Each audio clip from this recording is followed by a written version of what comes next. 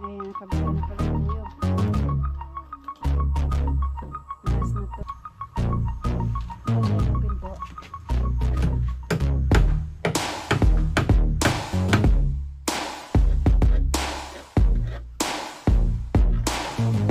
Hi guys! So, andito kami ngayon sa lote. Nung linggo po, kasi wala kami dito. Nagpunta kami sa Tamil at huling hantungan ni Lulu So Weird.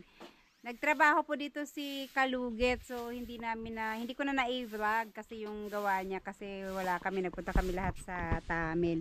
So itong dito sa labas, hindi na sana namin to palagyan, kaso lang laging nababasa yung dito na side pag naulan kasi gilid na siya dyan sa bubong, kaya pinadugtungan na lang namin ng konti dito. So ito, lagyan na lang namin ng bubong. Mga ilang nipa lang naman tong magagastos dito kasi maliit lang siya. Siguro baka nasa 50 nipa lang. So ayan yung ginawa niya nung linggo. Ito. Ayan, hanggang dito siya hanggang dito lang. So maliit lang siya, extension. Parang anong deskanso? Anong tawag nito? Basta yun, dito sa labas, no. At hindi na namin siya lalagyan ng dingding dyan. So ano na lang yan, parang mga upuan lang siguro, or basta ganyan lang siya na open din. Tapos kinabitan na rin niya ng stick tong dito kasi wala pa tong kabit nung nakaraan. At gumawa siya ng pinto. So ang pinto na ginamit namin, ganito lang muna. Marine siya na yung manipis lang. Tapos lalagyan na lang siguro ng wallpaper to. Kasi para mas maganda sana kung amakan to. Kaso lang hindi kami nakabili ng amakan. Wala kaming amakan nung gumawa siya. Nakabili kami ng amakan nung linggo pag-uwi namin, pero gabing-gabi na kami dumating. Etong pinto na lang dito sa labas ang gagawin naming amakan. Amakan yung pinto niya. So sa linggo gagawin niya tong pinto dito sa labas. At ayan, siguro itong dito din para malagyan ng bubong. Eto kahapon ginawa ni Buyog kasi mayroon na kaming amakan na nabili. Mayroon na ring kakabitan din siya ng Hardiflex pang double wall. Pati itong dito, hindi pa nalagyan ng mga kahoy-kahoy. Ito lang, lagyan ni Buyog kahapon. Hindi ako nakakapunta ng lote kasi ang sakit ng likod ko na tawag nito, hindi ko alam kung ano nangyari, basta nung yumuko ako tumunog, tapos hindi ko na siya maitayo ng diretso, sobrang sakit. Ilang araw na to, isang linggo na halos. Eto na tapos ni Buyog tong dito na nakabitan na rin niya. So, konting linis na lang. Ilinisin ko sana, kaya hindi ko pa kayang maggagalaw-galaw, sobrang sakit ng likod ko.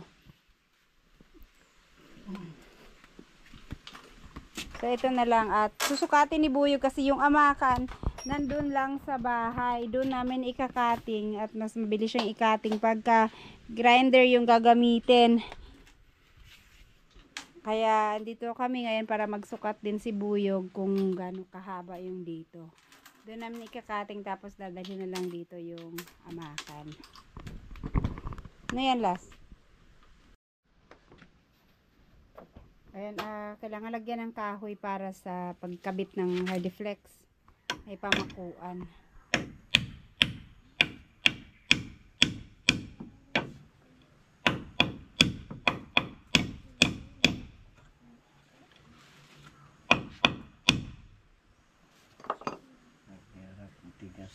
Tigas ng kahoy, no? Matigas kasi ang ang nyug pag matagal na.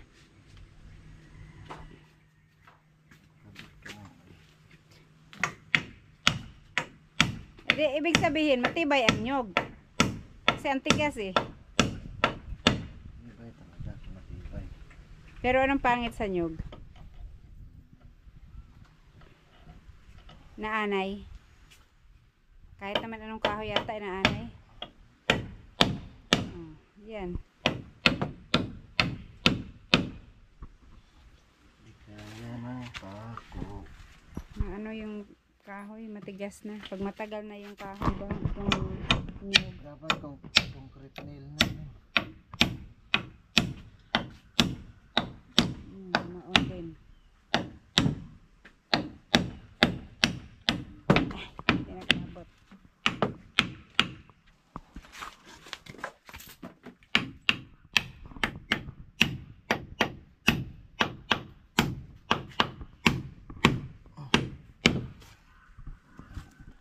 Ito na yan. Sa loob lang naman yan, di rin naman na makikita yan.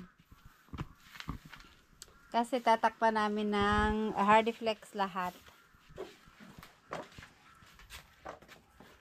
Nasukat mo na pala yan? Oh, hindi. Wala ko nasukat mo na yan. Glass. Bilas, tabilas.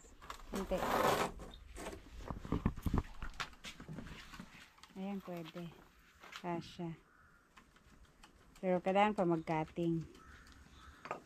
Pati itong dito, oh, lalagyan din.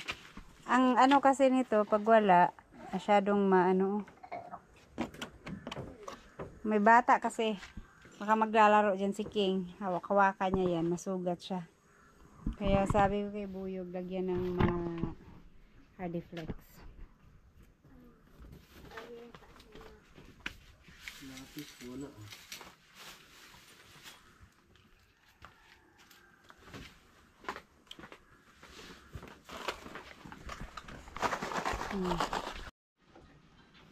Hindi rin siya pantay. Kaya kailangan magputol na naman ulit.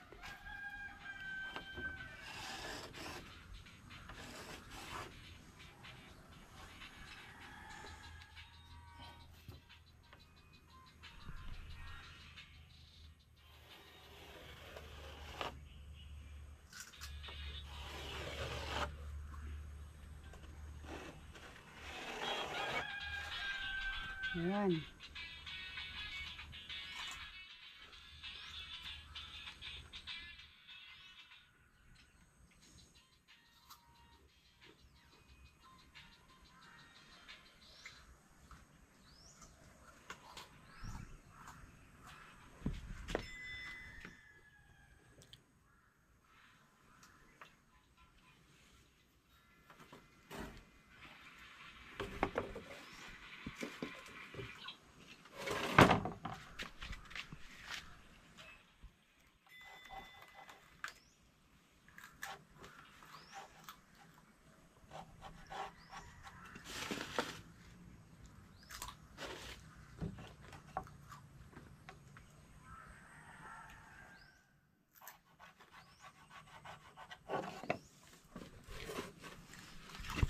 Okay.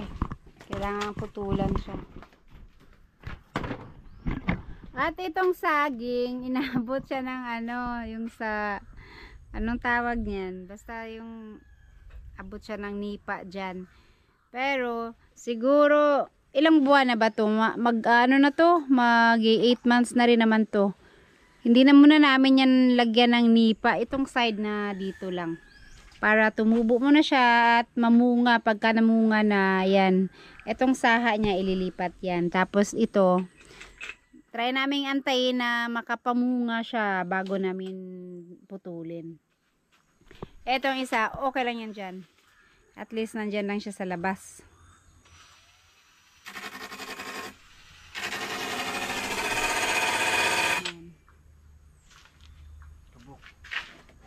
Ay, yung electric fan hindi natin dala pero maliit lang naman yung puputulin mo ngayon.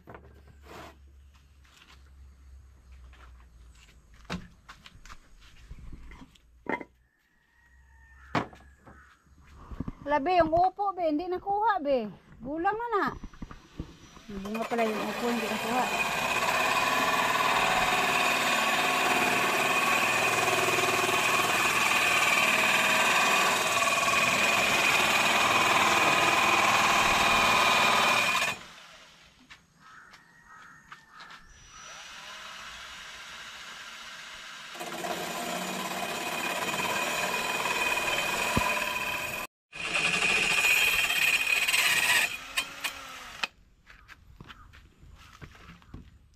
Yung isa, wala mo na po to.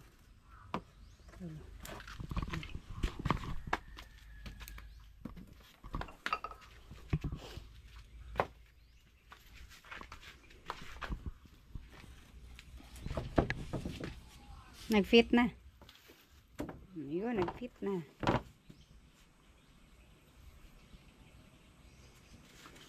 Ano na lang niya. Dito.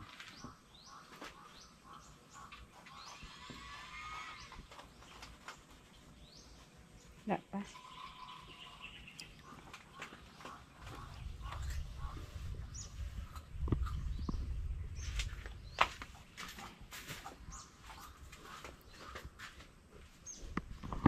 Konting, maliit na lang yung kailangan putulin. Ay, ano na lang pala ni Buyo. Liha. Liha tawag niya, no?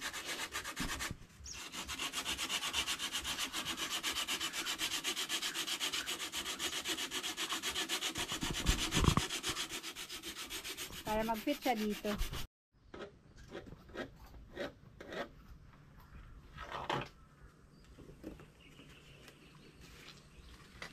Okay.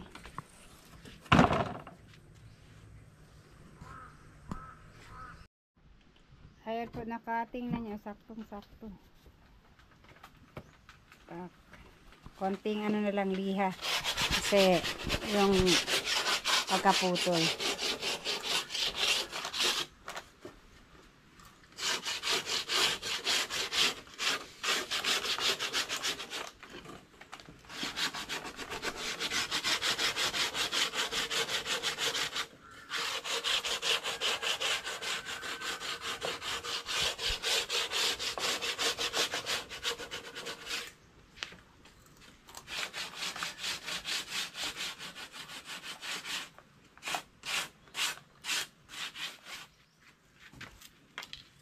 Okay, man. Okay. Ang maganda kasi sa Reflex, no, hindi siya inaanay, hindi binubukbok. Kasi may ano siya, may kasamang semento yan, Bino. Paano yun nila ginawa? Plywood, tapos nilagyan ng semento? Ay.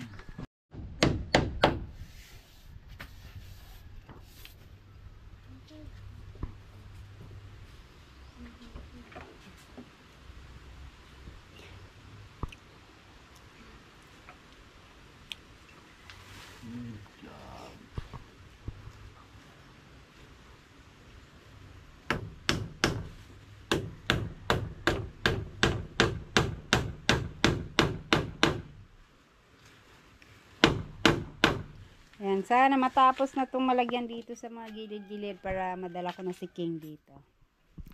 Sakto, kulang na ng konting linis. Alam niyo po kasi nung, kailan ba yun? Siguro, ano ba, 5 days? Kailan ba dumating na Japper? Basta yung pagdating nila Japper ng umaga. Pagising ko, tapos lumabas ako ng bahay, tapos saglit pa, mga ilang minuto pala akong gising. Yumuko ako kasi dinampot ko sana yung walis, magwawalis ako. Alam niyo po yung dito ko sa ano, dito sa gilid, tumunog. Parang kruk-kruk, gumaganon siya. Tapos, hindi na ako makatayo ng diretsyo. Sobrang sakit na. Tapos, hanggang ngayon, ang sakit-sakit pa rin. Pero nagpunta na ako sa doktor. Kailangan daw pala pag ganun, MRI. Ang mahal pala ng MRI. Kasi pag x-ray lang, hindi makikita daw yun kung napano. Kung mayroon siyang mga, hindi klaro pag x-ray lang. Kaya sabi ko, ano, sobrang mahal. Kaya binigyan niya ako ng gamot para daw sa mga namagang, baka namagang nerve or naipit na ugat. Sana, ano, sana gumaling. Pero 2 days na ako umiinom, hindi pa rin siya na okay. Pagka mga 5 days, hindi pa rin siya nag-okay, magpapalit ako ng gamot. Yung steroids daw yun. Inumin siya ng 1 month. At kailangan din siya ipa-PT. Kaya lang, wala pa ako makitang PT dito sa amin. Manghihilot lang, manghihilot. Pinahilot ko isang beses, hindi naman siya gumaling. Maghanap ako ng ibang manghihilot, baka ano, baka hindi ano yung paghilot sa akin. Na, sa luwang ko no, binamang hilot dito, dahil na ako nahilot. Takot din kasi kung magpahilot, baka imbes na gumaling, lalong lumala. So, likod pa naman, mahirap yung likod.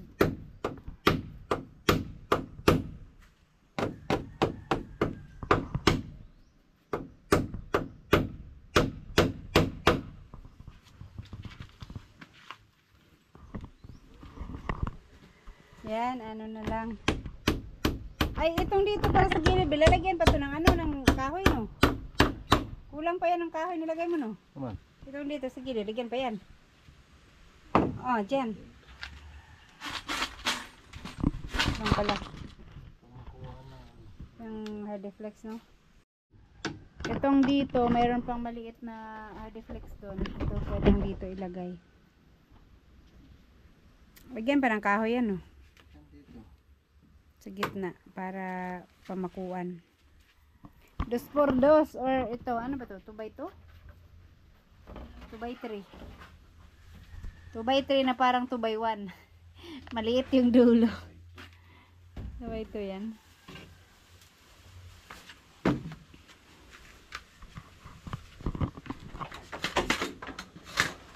Ito na. Hindi kasi namin nadala yung ano, yung amakan kasi ginamit yung kalabaw. Dapat ikarga namin yun sa karumata. Kaya ito na lang munang natirang Hardiflex ang ilagay dito. Sakto, sabay na lang namin dalhin dito yung Hardiflex din kasi kulang pa to ng Hardiflex dito at saka dito. Pero doon na i-cutting yung para dito sa labas.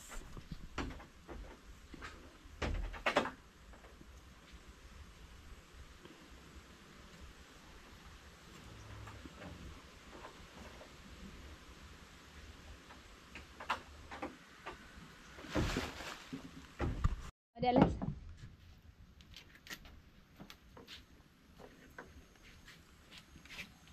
Dire din na sa labas, lisod. Basta makaharang na din sa pinto, be. Maglagay ng pinto.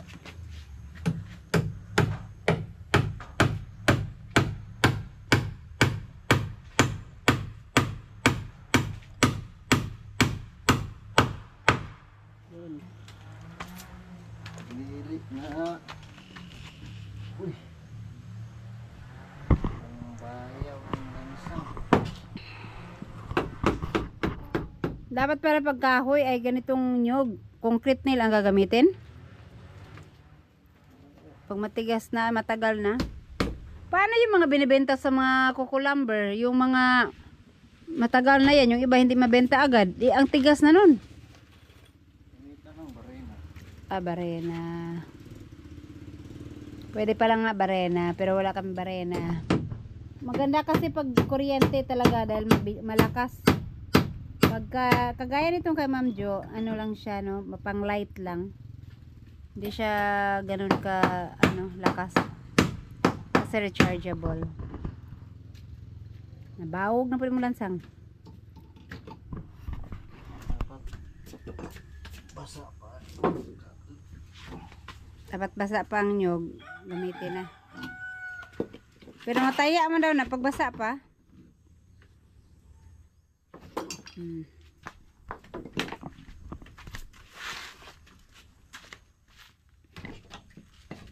Subok ulit.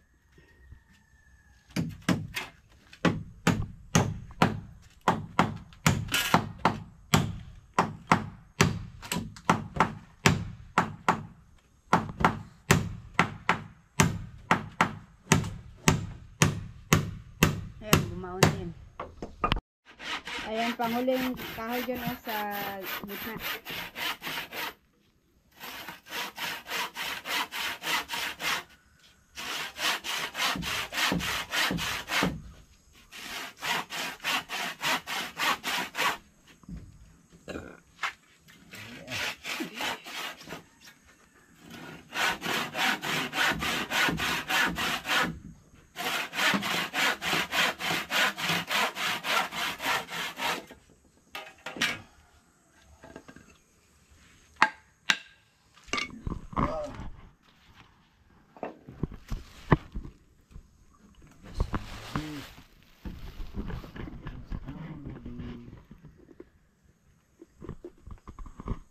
Sobra. Ayan, ito na lang muna lalagyan ni Buyog dito sa gilid din. Yung mga ganyang kahoy. Kagaya dito sa kabila. Para bukas pag dinala namin yung amakan, magkakabit na lang. Ito, 4 na butas. 1, 2, 3, 4. Lalagyan niyo muna niya ng mga kahoy dyan sa gitna. Sorocholas. Sirocho. Las. Los. Sirocho, kay sasama-sama ka kaya ikaw assistant ni Papa. Sirocho. Practice ka. Sa gani? English ano sirocho? Jigsaw. Sa English ana, Sirotso. Jigsaw. Ibso daw. Ano guys, wala ka na nakalat.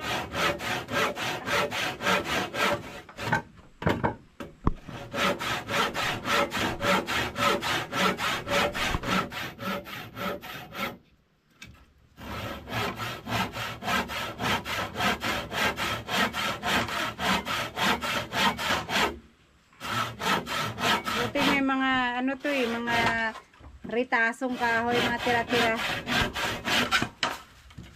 Talas. Laksak. Etong dito, kulang pa ng kahoy dito sa ilalim, sa baba. Para may pamakuan ang hardy flat. Hala oh. Paulan na kayo be, ulan na yata. Umulan na ba? Wala pa. Ay umulan na nga. Ulan na.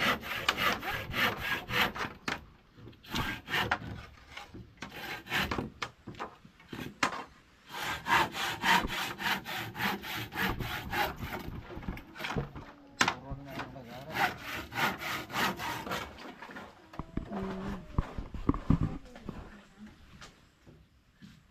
Hey, summer na true that my Niluwag mo na. Dito sa kabila daw. Dito sa kabila. Ano ba may sinukat yan? Na.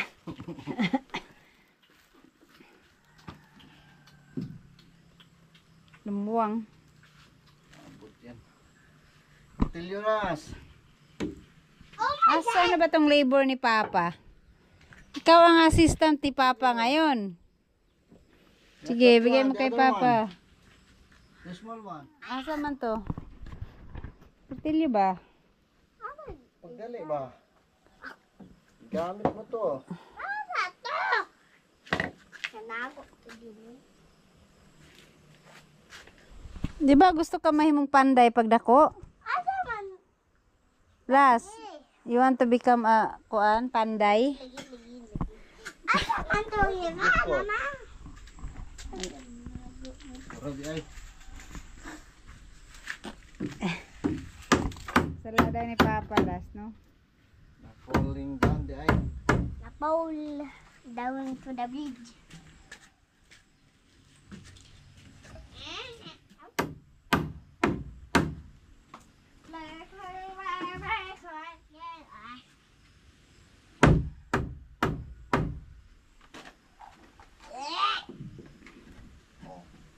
Ayan, kasya na.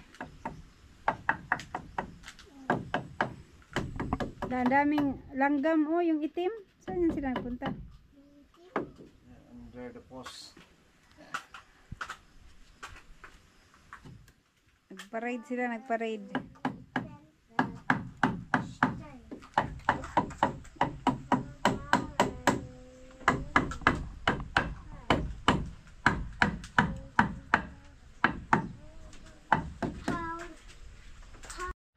Ayan, nakabitan na palang buyog. Last na to. Sa baba niyan, be, kailangan pa rin sa gilid-gilid lang. Kailangan pa rin, oh.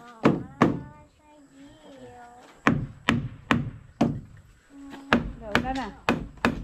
Gusto mong kay ulan na rin.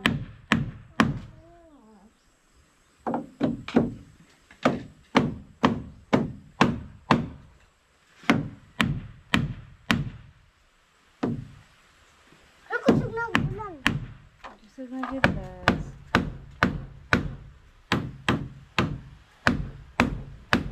Kaya di mo na yan pakuan. Hindi ka haras magkasya, oh. Sa bingi, ano mo, konti, ano ba? Kaliwa mo. Baba. Baba pa ng konti. Dito. Baba na.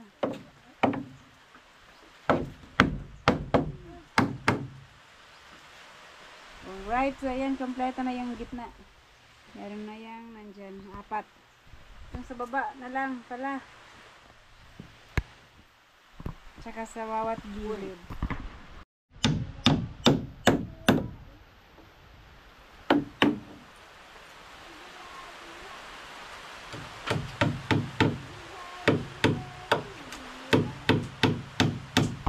Wala na, lalo ang sarap matulog.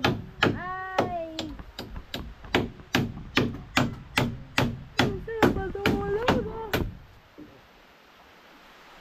Ang lamig ang panahon. Okay, so yan lang po muna ang aming ginawa ngayon dito. Ginawa pala ni Buyog. Ito kahapon. Itong maliit. Tapos naglagay ng mga kahoy dyan sa gitna. So bukas na lang yan ikakabit ulit. Oh, ang ka sa bintana. Ayan, at pauwi na po kami kasi hapon na po ulit. Ang bagong! Alright. Eto, mga ilan kayang nipa to be? 50? Mga 50 lang daw to eh. Anong tawag sa dito na part ng bahay? Balkonahe. Balkonahe pala.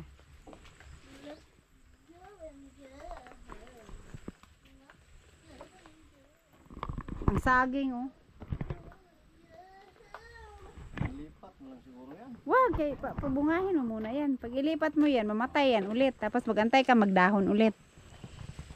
Malapit na yan. Konti lang namang, ilang buwan na lang yan oh. Tsaka kahit yung dyan na part na lang, hindi mo na natin tanggalin. Isang taon yan, lakatan. Isang taon, matagal na itong natanim eh. Hindi ko lang matandaan kung kailan yun.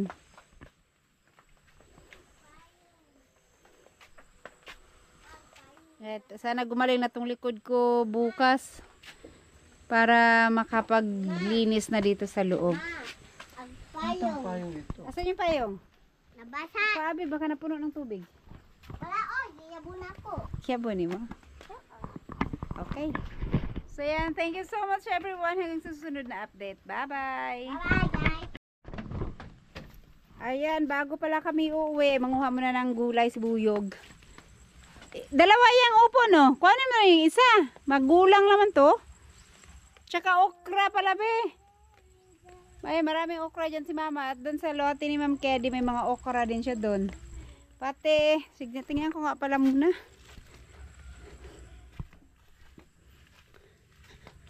Pati, alugbati niya.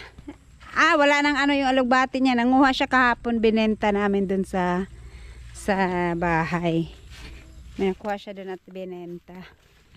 Grabe, ang dami ng kamote dito. Oh. Kaya yung kamote namin doon sa harap ng bahay, pwede na siyang tanggalin. Kasi tinaniman lang yun doon para gawing seedling.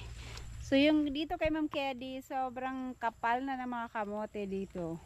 Pero wala pang laman to. Kahapon, nagpunta sila mama dito, naglinis ng damo. Ito dito. Dito yung nalinisan nila. So, andun yung mga okra ni mama pala. Tsaka may alugbati din siya dun. Balatong. String beans. So, dito yung nilinisan nila kahapon.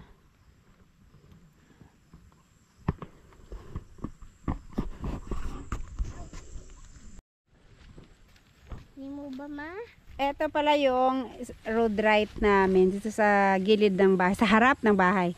So ito, nagpa-spray ako dun sa lote ni Sir Arnold. May natirang gamot kaya pinaspray ko na lang dito para dito na kami dadaan. At dito ay mas malapit sa bahay. Hindi siya paikot. So na-sprayhan na. Ayan, namatay na. Mag 2 weeks na rin to, Beno. Yung mga tirang gamot dito namin pina-spray. Hanggang doon lang. Hindi na umabot doon sa likod. Kasi ang kapal ng damo at takot din ako baka may ahas. Dito rin kinakabungot. Ang bilis nagtaasa ng mga damo. Kailangan talaga ma-maintain. No? Pag wala kasi nakatira, ang bilis ng mga damo. Gumapang, dumami. Atong kamote din nila, Nanay Seward, nakabungot. Si Nanay Seward nagtanong dito. Ang kakapal na rin ng mga kamote nila. Tsaka nakapanguha na sila dito ng laman. Nauna kasi to kaysa bahay. sa lote namin.